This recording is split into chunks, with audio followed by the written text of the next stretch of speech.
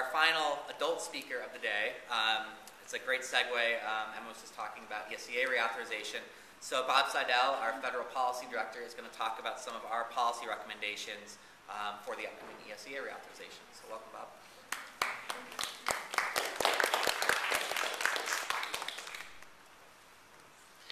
Thank you, Jeff.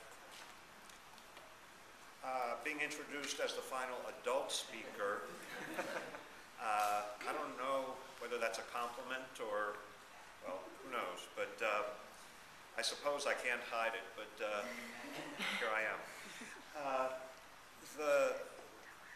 Being late in the program means that and we have slides, so the slides are structured to talk about our recommendations for reauthorization of the Elementary and Secondary Education Act, a lot of which you've just heard something about.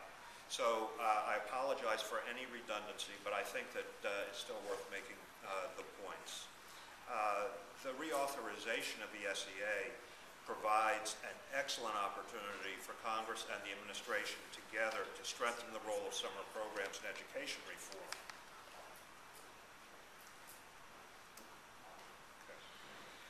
The little data available show that, well, we know that while several ESEA funding streams can be used for summer programs, there's currently no requirement that states and districts invest any federal funds in summer learning, and there are no data collection requirements to determine how much federal funding is currently being used for summer learning at the state and local levels, let alone what the return on investment is. The little data available shows that states and districts do not use significant amounts of existing federal funding to support summer programs. Those states and districts that do invest in summer typically provide remedial programs which are limited in scope, duration, and impact, and summer programs are often the first to be cut during difficult economic times like these. As a result, federal leadership is essential to spur state and district investment in summer programs, particularly during difficult economic times. The new vision for summer school that you've heard about today provides a strong framework for the types of changes that we would like to see in ESEA reauthorization. To help bring the new vision principles into practice, we recommend that Congress do the following. And these recommendations are in the new vision document that you have. Number one, require states and districts to collect data and report on the amount of federal funds being used from Title I, 21st Century, IDEA, and other programs to support summer learning, as well as the number of children served and other related data. Two, create a dedicated program and funding stream that would focus exclusively on the summer months as a strategy to close the achievement gap based on the new vision for summer school. Three, utilize existing funding streams, and we were just talking about this, particularly Title I and Title I School Improvement for summer programs. As the largest federal education program, Title I should be a key source of support for summer learning programs. Unfortunately, it's only been used in limited amounts and often to support a traditional, narrow, and remedial vision of summer programming. Fortunately, several districts are beginning to use Title I funds to innovate, to create comprehensive summer programs that support all students, K through 12.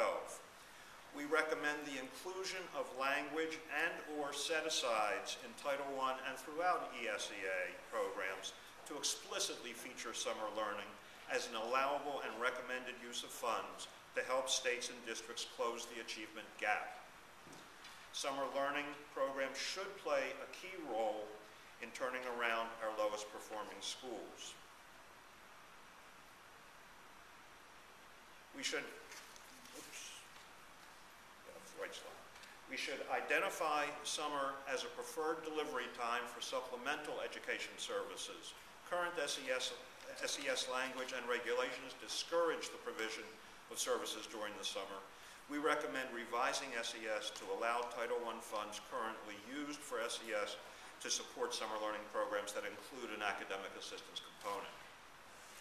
5, encourage alignment and coordination of federal, state, and local funding streams that can be used to support comprehensive summer learning programs, including Title I, of course, but also things like Workforce Investment Act, summer jobs, 21st Century, AmeriCorps, and state and local funding for summer school, parks and recreation, libraries, and juvenile justice.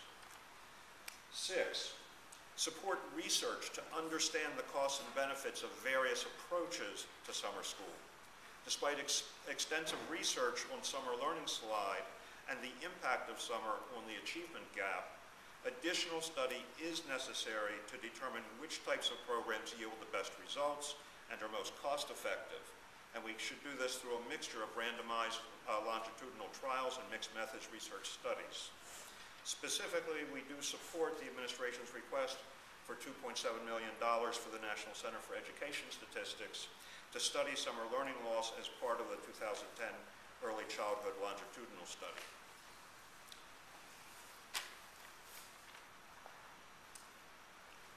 Seven, provide a robust role for local, state, and national intermediary organizations to provide technical assistance, build capacity, facilitate school community partnerships, monitor program quality, and disseminate best practices to help guide the emerging field of summer learning.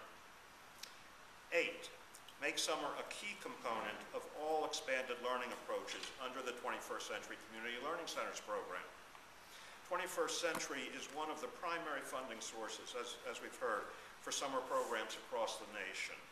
Summer learning complements existing proven out-of-school time programs during the school year and is consistent with innovative expanded learning time initiatives.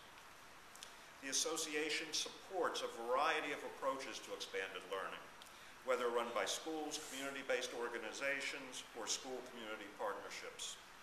But it's critical that any summer program, even those in an expanded year setting, look and feel different than traditional school in terms of daily scheduling, balancing core academics with enrichment, and actively engaging students.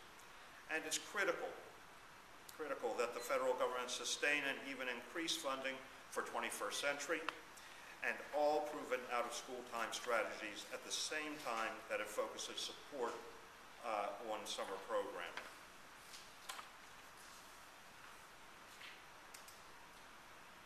And finally, we recommend that Congress and the administration ensure a role for summer in key initiatives in the administration's blueprint for reform. While the association had hoped that the blueprint would feature summer learning more explicitly, we do recognize that it still provides an unprecedented set of opportunities to expand and improve the emerging summer learning field.